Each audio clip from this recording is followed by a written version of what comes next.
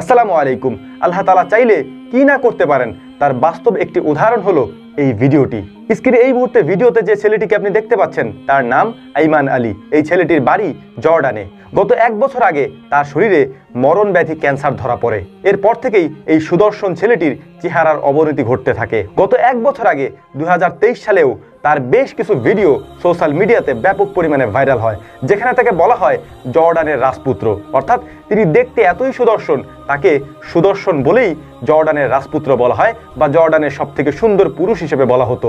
মাত্র গত 1 বছর আগে বলা এই কথাগুলি তার জন্য মনে হয় কাল হয়ে দাঁড়িয়েছে। অনেকে বলছেন তিনি ক্যান্সারে আক্রান্ত হয়ে আজকে তার এই অবস্থা।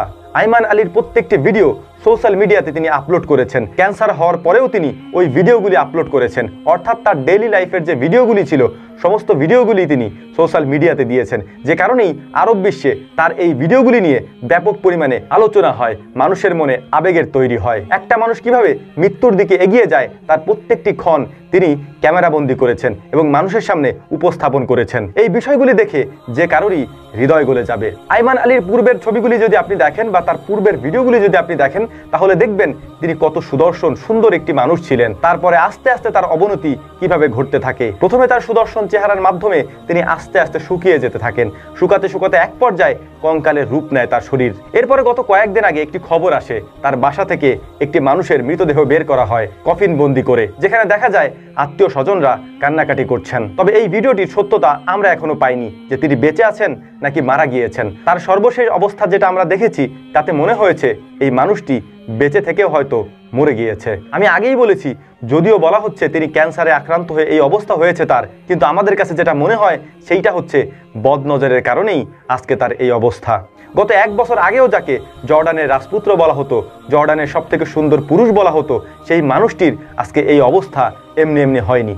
আপনি আপনার ব্যক্তি জীবন যত বেশি মানুষের সামনে উপস্থাপন করার চেষ্টা করবেন, মানুষ তত বেশি বদনজর দিবে। এটা স্বাভাবিক। কোনো মানুষই মানুষের ভালো সহ্য করতে পারে না, মানুষের ভালো দেখতে পারে না।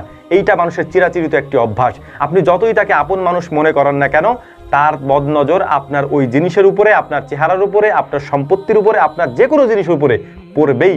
এইটা স্বাভাবিক একটা নিয়ম। আইমান আলীর এই অবস্থা দেখে আমাদের শিক্ষা নেওয়া উচিত। একটা মানুষ কত সুদর্শন ছিলেন, কত সুন্দর ছিলেন, আল্লাহ রাব্বুল আলামিন 1 বছরের ব্যবধানে তাকে কি বানিয়ে দিয়েছেন, এইটা আমাদেরকে চোখে আঙুল দিয়ে দেখিয়ে দেয় এই দুনিয়া চিরস্থায়ী নয়। এখান থেকে একদিন চলে যেতে হবে।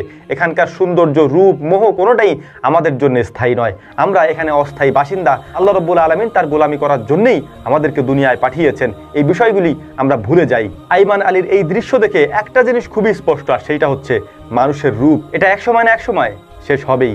এগুলি আমরা ভুলে যাই। আল্লাহ রাব্বুল আলামিন এই বিষয়গুলিকে আমাদেরকে বোঝার তৌফিক দান করুন। ওমা তৌফিকি ইল্লা বিল্লাহ। নাসরুম মিনাল্লাহি ফাতহুন কারীব ওয়া আখিরু দাওয়ানা আলহামদুলিল্লাহি রাব্বিল আলামিন।